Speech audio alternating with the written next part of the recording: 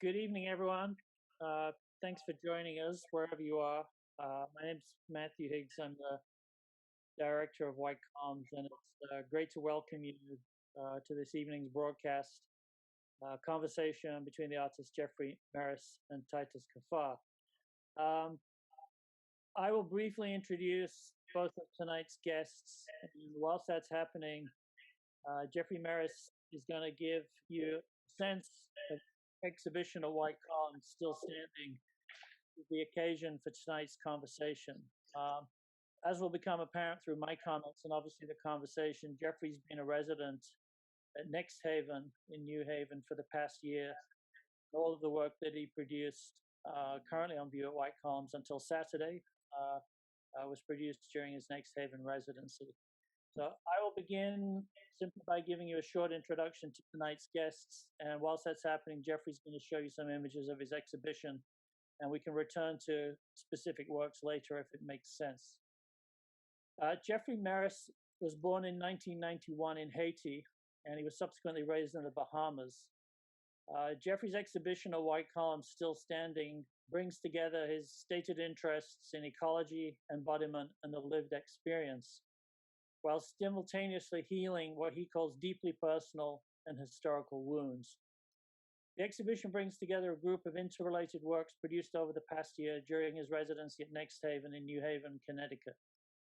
Jeffrey received an AA in art from the University of the Bahamas in Nassau in 2012, a BFA in sculpture from the Tyler School of Art and Architecture in Philadelphia in 2015, and an MFA in Visual Arts from Columbia University in 2019, which is where I and White Columns encountered his work. He had a really phenomenal thesis exhibition that I'm still thinking about to this day.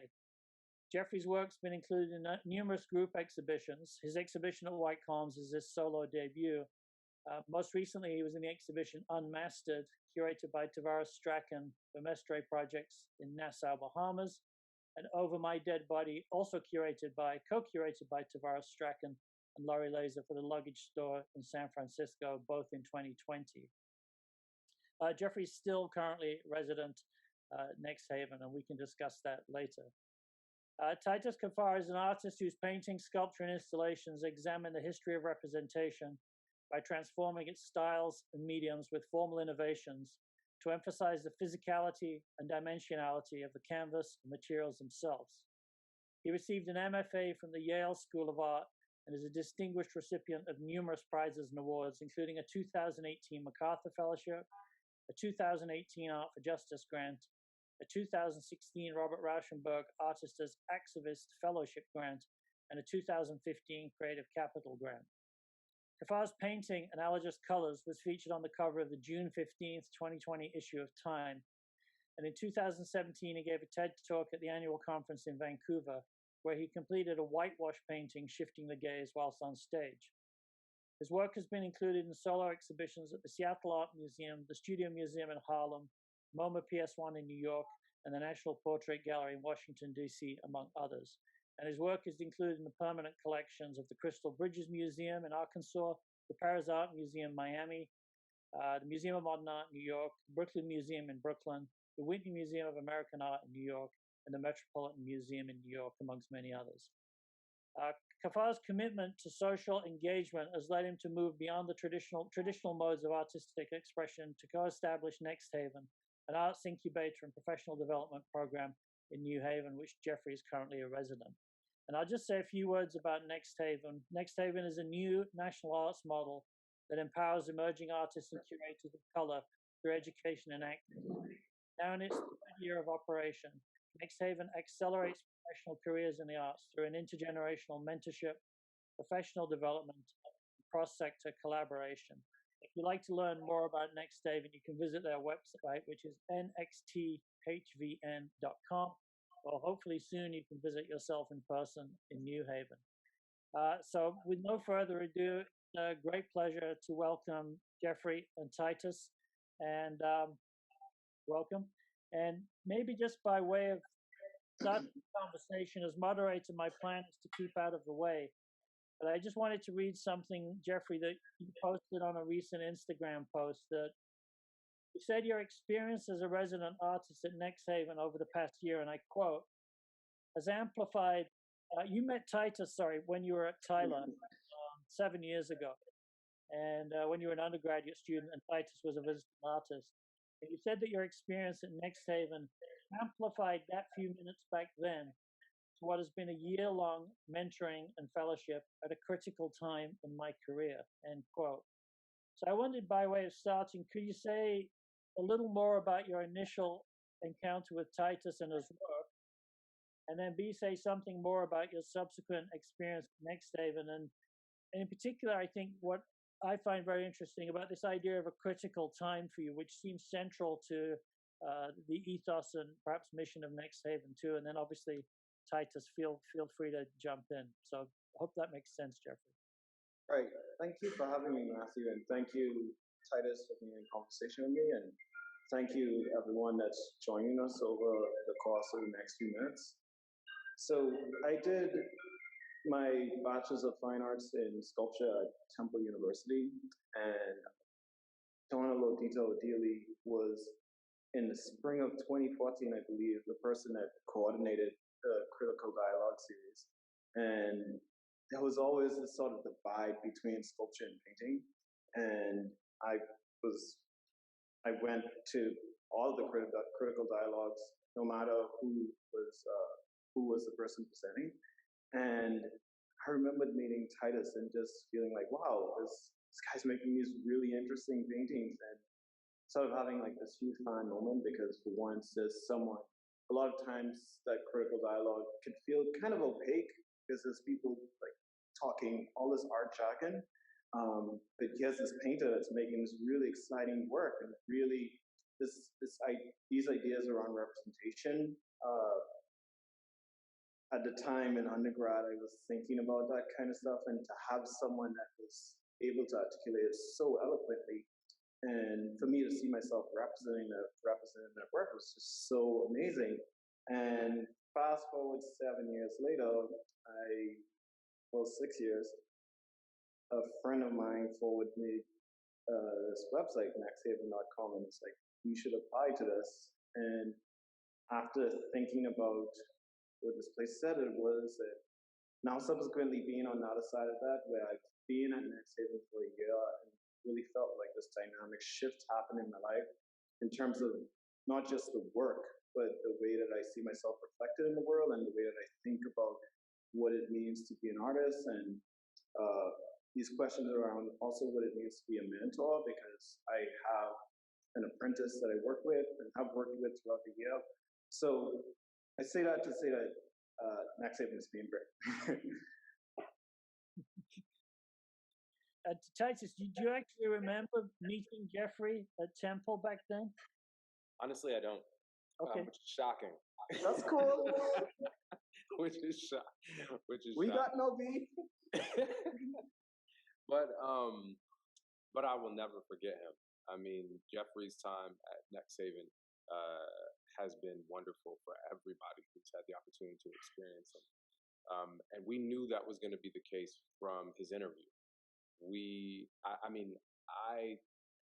I've probably told this story 100 times, but during our interview with Jeffrey and with the rest of the applicants, we brought in some of our high school apprentices, and we had one high school apprentice in there in particular, MA, and he is wonderful. And he's actually our lead high school apprentice, and he's been with us pretty much since the beginning. And I remember in that interview, he just kind of went in on Jeffrey. Like, what do you have to teach us? Why should you get this opportunity? And Jeffrey's response made it very clear to us, this is exactly the person we wanted to be here. And part of it wasn't even just the words. Part of it, most of it, in fact, was his orientation to him. The first thing that happened was he stopped looking at us, and he directly turned his body, Jeffrey that is, turned his body to this apprentice and engaged him as an equal, not as somebody who is supposed to be under you, and expressed to him, Emme, why he thought that he had something to offer this community. At the end of it, Jeffrey walked out, and we looked at. I remember Jason and I looking at each other and just being like, "It's a done deal. Like, absolutely, absolutely. This is definitely the person that we want to be." I'm taking from this, Titus, that these were happening in person. These conversations. Yeah, back in the old days, yeah, it was happening in person. So we obviously can't do that right now. We're doing Zoom interviews right now, but then it was very important to get a sense of the person spirit when you're in the same room with them. It's a different, obviously it's a different thing. And I was curious from your perspective, Titus. You know, I taught a lot and visited a lot of art schools, and I also don't remember a lot of people I met. But you clearly made a shift for yourself as an artist in terms of thinking about your role as an educator, but also as a mentor. And I was curious about how this role of mentorship evolved for you and how it works in relationship to your private practice in the studio or your personal practice in the studio. It evolved out of my personal practice in the studio. Next Haven sort of started organically, initially anyway. I had a studio, and my studio is in New Haven, and the neighborhood I live in is a predominantly Black neighborhood, and I love that, and I love our community. And one day I was painting, and I had recognized that there was this group of teens, my neighbors, young Black men who were often outside on the corner, hanging out, just being high school kids. And one day I came out and I said, "Who wants a job?" And everybody in the group raised their hand and said, "I do." And so I brought them into the studio, and they started helping me stretch canvas, and they started helping me gesso canvas, teaching them wash brushes, and it just became this dialogue. And you know, it was twofold. One, I'd seen these young men since they were real young. I'd been in the house for 10 years, and then the other thing was I just needed help. And so it was mutually beneficial, and they got paid and I got help, and we ended up having these very interesting conversations about life. And the thing with art is it often takes you conversationally to places that you wouldn't go otherwise. And that was the reality of the first mentorship apprentice relationship that I had just in my studio. And so Next Haven kind of evolved out of that. I also was recognizing in my practice that even though I had gone to this great school, that there was no conversation about the business of art. And I recognized early on that that was a philosophical decision on the university's part to really encourage artists to focus on the craft. And I support that, and I think that's a beautiful thing. But I also recognize that I was getting taken advantage of because there were people who understood the business of art and I did not. And so as I made a ton of mistakes and began to get a little bit better sense of it, I decided that it was important for me to share that with folks who were coming up. And again, that happened organically. I stayed in New Haven, so young people who were graduating from the program would hit me up and be like, "I have this conversation with the gallery coming up. Could I just pick your brain a little bit and figure out what next decisions?" And we would just like chop it up. So again, it all happened really organically, and then the building emerged as an opportunity, and that's when it all started to come together pretty quickly. And Jason Price, my co-founder, jumped in, and we've been off to the races ever since. Jeffrey, does Titus's experience of a great MFA program, in Titus's case Yale, in your case Columbia, I mean, does his experience of an MFA program reverberate with your experience? And then since you've spent the last year Next Haven working alongside younger artists and younger curators, mentors, and having a relationship in the studio with an apprentice, has that shifted your relationship with your own practice? I think definitely. There's right. I think in similar ways that Titus has expressed about going to a really great school and just feeling a lot of those pieces missing. And I think it's a bit even heavier when you're making when you're making sculpture. It gets even weirder because first you have to pitch it, and someone needs to like feel out the stuff that you're making. So yeah, in that way, I totally see how MFA program really lacks some things, and that's not all financial, because I think there's other parts of Next Haven that I've experienced that I was like, wow, I really wish I had these kinds of conversations in grad school. For instance, we do workshops that that honestly are some of my favorite parts of Next Haven. For instance, there was a workshop that Titus's wife hosted where we had feeding your practice. So really looking at what it means to be an artist from a more holistic standpoint that's not just a studio. Yeah. Because I think my first visit to Next Haven was in the fall of 2020, so during COVID, and I went up to visit Jeffrey to see the works in progress for his White Columns show, and I think Next Haven seemed to me, even in the circumstances I encountered, it is different, as to be just a really exemplary model, and it seems where artists work independently, but they work collaboratively and they work as part of a community. It's a facility that's at once private, the privacy of a studio space, but at the same time it's communal and also public facing. This public facing aspect of it I thought was really beautifully articulated, where there's shared workspace, there's a publicly accessible gallery. There seems to me there's a very transparent threshold to its Dixwell neighbors, the community it's in, and then the larger community of New Haven and beyond. And my first thought was, when Jeffrey took me back to the train station, was, wouldn't it be amazing if every community had a Next Haven? And it reminded me very specifically of an organization in Oakland called Creative Growth. It's an organization that's nearly 50 years old that supports artists with mental and developmental disabilities, but it seemed to sort of, in very different ways to Next Haven, expand upon the idea of what art might be, what art could be, and how an artist might play a very productive role in those narratives. And I guess, Titus, a question for me is that Next Haven's in its third year.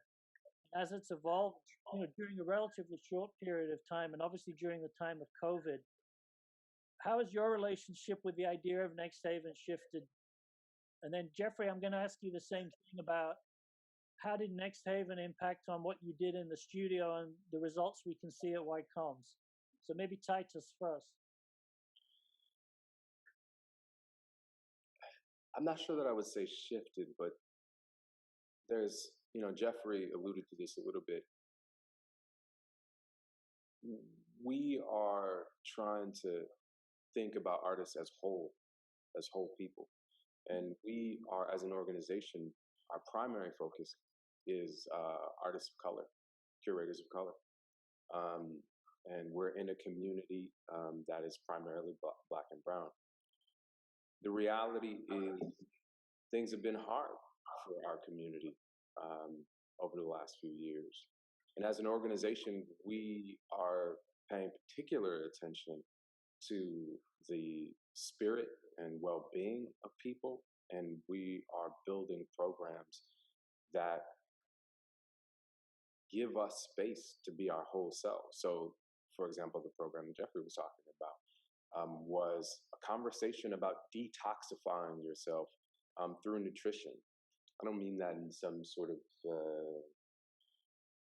over ethereal way. I mean in a very direct way, looking at the kinds of things that we eat, the fruits and the vegetables and the things that we drink, and ways of trying to be fully present for ourselves, and so that we can give everything that we can to our work to make the best work that we can possibly make. And so I wouldn't say that it's changed for me. I think we are evolving faster than I expected. I think it's been good, but I think it's definitely happening faster than I expected. And that's been the result of being in conversation with folks in our community and listening to them about needs in this moment. I think the other thing that has changed a lot. Not again, this is not change. It's not change. It's just I think I'm articulating it more directly to people. It's never not been a thing, but I'm trying to be more articulate. We're not a residency. That's not what Next Haven is. We are not a retreat. We don't have any interest in that. That's not what we do. We are not a place to go away and separate yourself from the world. That's not it. We are trying to help artists understand their place in their community, the community that they go back to. And by and large, so many of us are in cities. And so it becomes a question of how are you a productive artist in a city? How do you engage the community that you live in? And so I think a thing that has changed is me attempting to be more precise about what I believe us as an organization to be more precise about what we are not, because we can't do everything. We can't be everything to everybody. So again, I don't see those as changes. I just think I'm just sharpening the pencil. And Jeffrey, I just, I think the show White Calms is just, it's just been remarkable to watch the evolution of your work over the past 3 years. And the work you produced that's now on view at White Calms was produced in Next Haven. I was just curious if you could say something about the process of arriving in New Haven to, I assume, a fairly empty studio space, and then the beginning of working again after working in New York in different circumstances. And then perhaps how some of what Titus just talked about impacted on the way you approach making and the way you approach the activity of being in a studio. Yeah, so I had made this body of work while I was in grad school at Columbia called Now You See Me, Now You Don't. And it's these 7 sculptures that are predominantly made out of steel, iron, and plastic cast. And I have separation issues with my work. And so I wasn't able to, a lot of people let go of their work after they're done with grad school. What I did was I packed everything up and I drove it to a storage unit in New Jersey, and I sort of just forgot them there for almost 8 months. And just before I started Next Haven, I went to pick up the work and I opened up the storage unit and everything was covered in rust. And that's because I was poor and I couldn't afford a proper storage unit. And at that moment, I had to make a decision of whether or not I would continue holding on to these works, so I leave them. So it comes the second time I've been holding on again. And so for nearly 2 months of my time at Next Haven, what I did was I tried to remove all of that rust and care for these works and maintain them and try to heal them, try to fix them. And it was in that process of cleaning off these sculptures with acetic acid and terry rags, so old t-shirts, that I realized that my practice was beginning to shift. I was beginning to move away from this sort of investigation around race and the trauma and the violence associated with that and otherness, right? So I began to shift away from those conversations and I became more interested in how do you care for those things. It's one thing to recognize the problem, but then it's another thing to try to care for it and try to heal it. And when I say heal, I don't mean to gloss over and not talk about it, but to really unpack that in a way that's generative.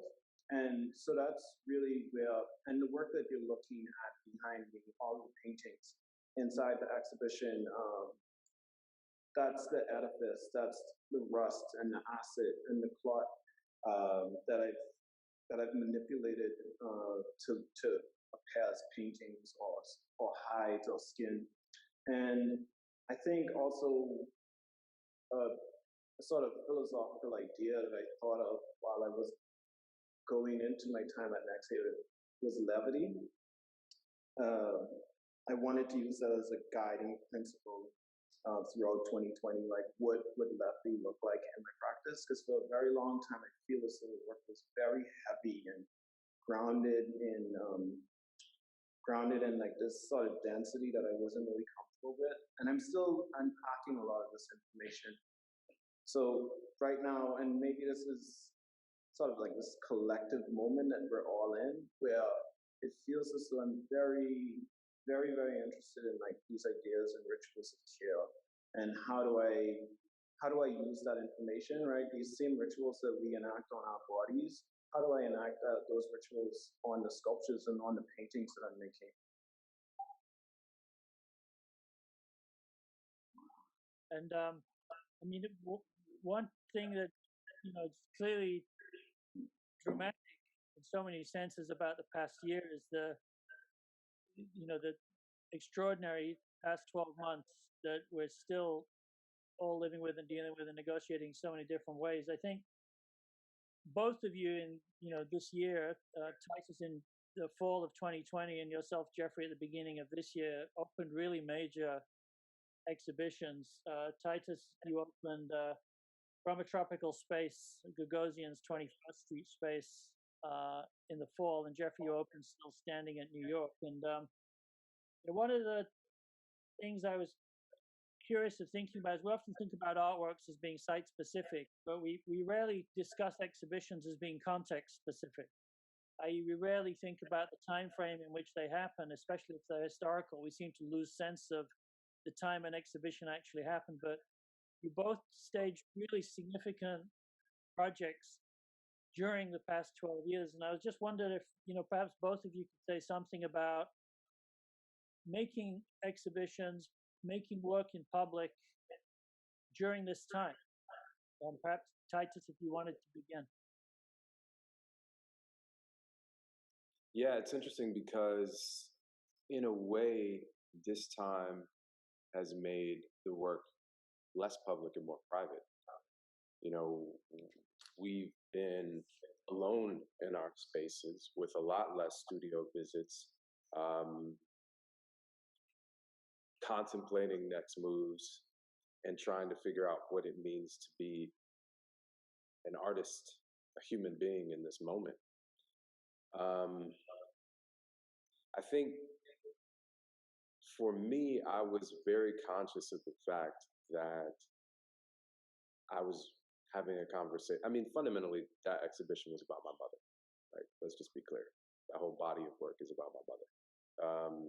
And I was essentially having a conversation about mothers, Black mothers, my mother in particular, their experience. And I was conscious of the fact that our story, those stories, really hadn't been told in that particular context in Gagosian. So that in this moment, while everything else was going on, while our community was under attack in the way that it has been, it felt even more significant to come out of that personal space and have this body of work as a statement. It also felt very vulnerable. One thing I will say is, in terms of Jeffrey's work, this particular body of work has been inspirational to me. It's in fact changed the review process, our selection process for our artists next year. Jeffrey and I had a conversation about this body of work in particular and thinking about the cleansing that he was doing.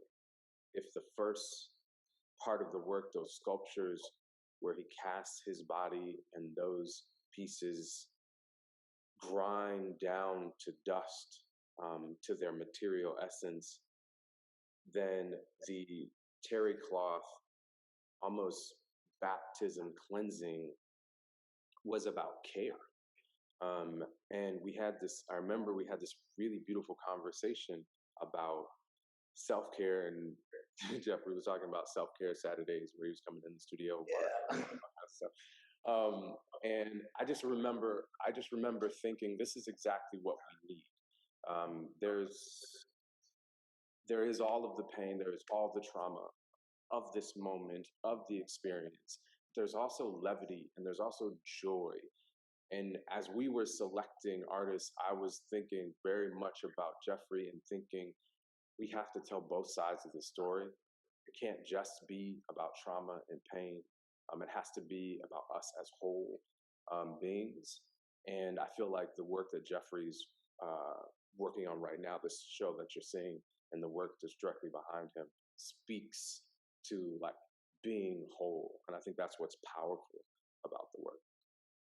I think, from White Calm's perspective, and my perspective personally, that we'd originally planned to stage Jeffrey's show in the spring of 2020. We were basically about to start installing when the first COVID shutdown happened, and it would have been a very different exhibition, I think.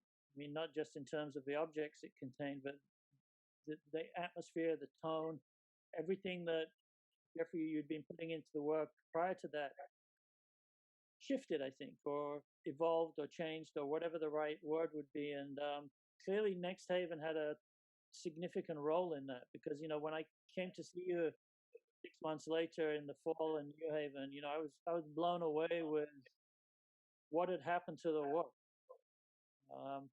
So maybe the same question that Titus just so eloquently addressed about staging a show at this time, and perhaps how your thinking had shifted during the past 12 months.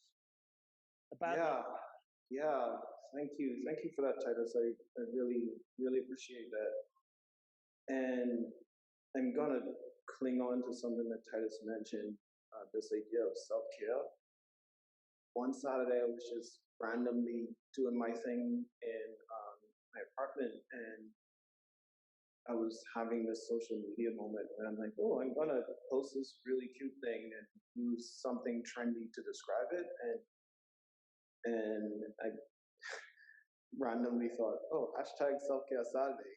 And from what was a banal sort of social media thing, I ended up more or less performing this religious act every Saturday, right? And around the same time, I was reading Octavia Butler's Parable of the Sower, and thinking about how Butler thinks about Earthseed as being this religion, right? And this idea that a religion really could be anything, right? So not in like a sacrilegious way, but thinking about self-care as being a religion in and of itself. And so every Saturday, there on forward, I tried to find these rituals that can bring me back to like a sense of wholeness, both in the psychological and somatic sense, right? So thinking about how easy it was last summer, and unfortunately how easy it continues to be to witness these acts of violence against marginalized people, right? So like, how do you create an intentional space that is counter to that narrative? And so that's really what the impetus behind Self-Care Saturday was, just like thinking about care as being a revolutionary act, right? Because we're told that bodies that look like mine don't deserve care, right? So initially, Self-Care Saturday was like this super glam thing where I cooked really bomb food and I took care of plants. And then I started realizing that actually the studio is self-care. The studio got me through the pandemic, and being in conversation with such exceptional fellows and apprentices and the entire Next Haven community, all of that for me encompasses some level of care.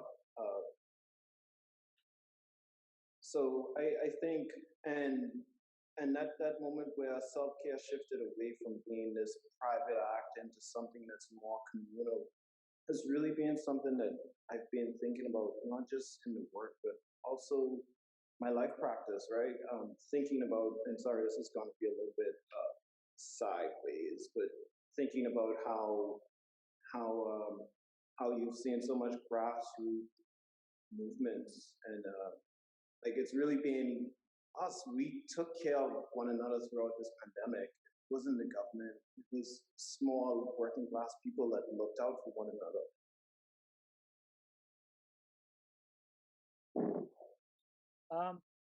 I guess one of the, I think obviously the events of the past year, and obviously it's not just the past year, socially, politically, culturally, and economically, will inevitably continue to impact on our lives for the coming years.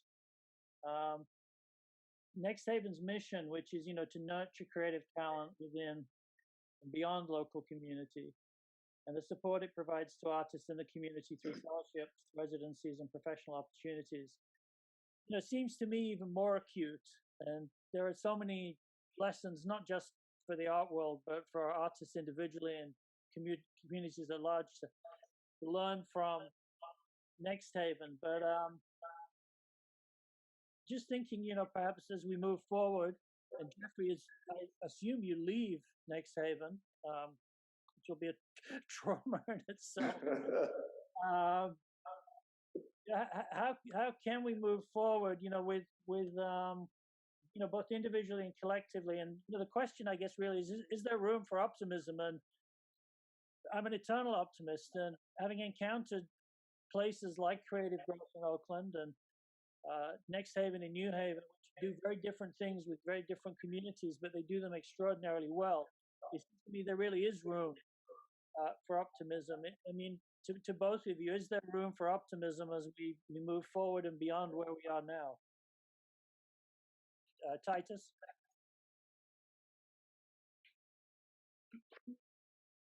I think there's room for optimism if you're looking at the right things. I mean, there are certainly things that I am not optimistic about. And in order to remain optimistic, I will not go into those. But what makes me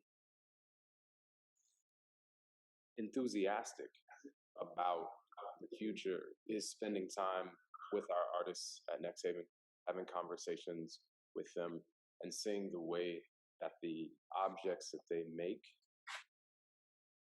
still have piercing potential, still that art itself can cut through some of the noise and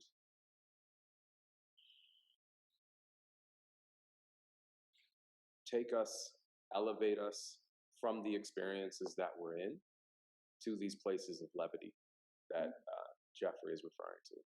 That the work itself becomes a bridge to that place of optimism. That's something I'm excited about. That's something I'm enthusiastic about. And if I am optimistic, that's kind of where it comes from. Thanks, Titus. And Jeffrey, the same question. Is there room for optimism? And for yourself, in a very personal way, how do you envisage transitioning from Next Haven to whatever comes next?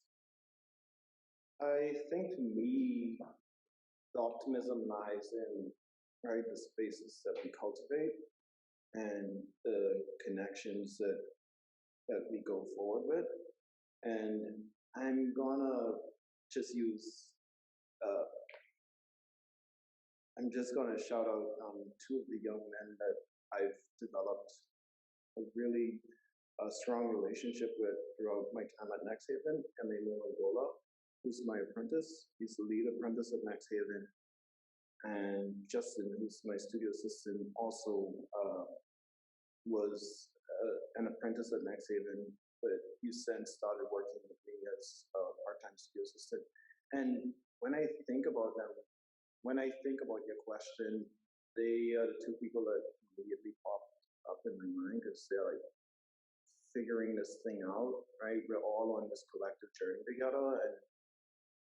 And I also think about myself when I was at their age and the kinds of things that I could have used help with, and how do I sort of act as a segue don't know if segue is the right word, but how do I sort of like think about 17-year-old Jeffrey while being very present with these young men? So when I think about these kinds of initiatives, like I think there is a future. Yeah. I think, Jeffrey, what you're saying is really interesting because I mean, we're kind of saying similar things. I'm saying the thing that makes me enthusiastic is looking at you. And you're saying the thing that makes you enthusiastic and optimistic is looking at, you know, yeah, I think that's right. I think there's something that feels resonant about that, that feels like, yeah, that's what we're supposed to be doing. That's how it's supposed to work. Because there are points on this journey where it is impossible not to lose faith. It is impossible, at least for a moment, it's impossible to be optimistic all the time. And spending time with, caring for, just watching the artists who are right behind us, um, brings us back to those places of hope, those moments where you're like, yeah, I remember that optimism. And a little bit of it grows up in you again and turns you towards, I'm going to say it again, turns you towards that hope and that faith. So that makes me feel like Next Haven might be working.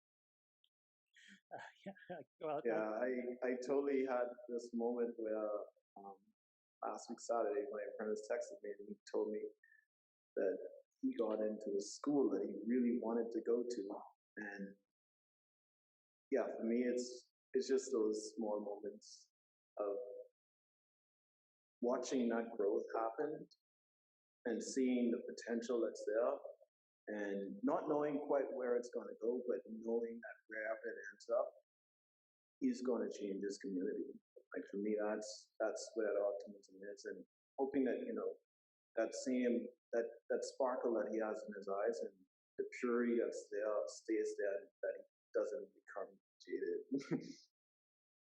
I mean, maybe that's we're about 3/4 an hour. Maybe that's a perfect point to leave this. And I would just encourage everybody who's watching, if you haven't had a chance to visit Next Haven, please do when it reopens to the public.